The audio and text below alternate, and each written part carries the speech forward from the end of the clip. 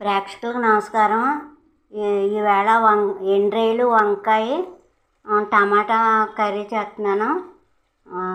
ఇందులోకి మగ్గిపోయింది ఇది వంకాయ. ఎండ్రాయిలేమో ముందు వేసాను, తర్వాత అవి వేగిన తర్వాత ఉల్లిపాయలు వేసి వేయించాను, తర్వాత వంకాయలు వేసి మగ్గబెట్టాను.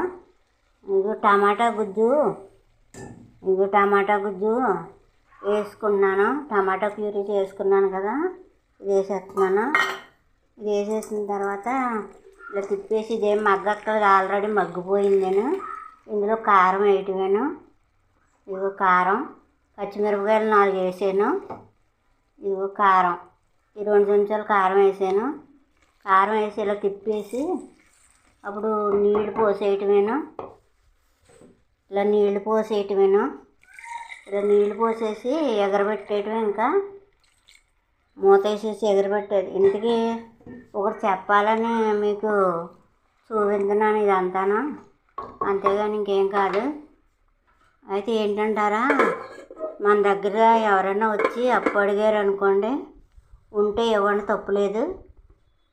లేదనుకోండి ఇంకెక్కడైనా అడిగి ఇప్పించండి అంటారు. అలాంటి మటుకు ఎప్పుడూ ఒప్పుకోకండి. అవతల వాళ్ళతోటి మాటలు పడాలి, యువతలు వీళ్ళతోటి మాటలు పడాలి. ఎందుకు వచ్చిన గొడవ అంట, ఒప్పుకోవద్దు. డబ్బులు ఉంటే ఇవ్వండి, తప్పులేదు. ఒకరికి సాయం చేయొచ్చు, తప్పులేదు. లేదంటాను, నా దగ్గర లేదు బాబు, నా వల్ల కాదని చెప్పండి, అంతే. ఈ మాట చెప్తానికే, నేను అనుభవం మీద చెప్తున్నాను. ఈ మాట చెప్తాకే మీకు ఎంత కాదు అంత కాదు అంటారు, తర్వాత ఇవ్వకపోతే నానా మాటలు మాట్లాడతారు. ఓకేనండి, ఇది గ్రహించారని నమస్కారం. ప్రేక్షకులు ఇది గ్రహించండి, సరేనా? ఉంటాను. ఇదిగోండి, కూర ఉడికిపోయింది.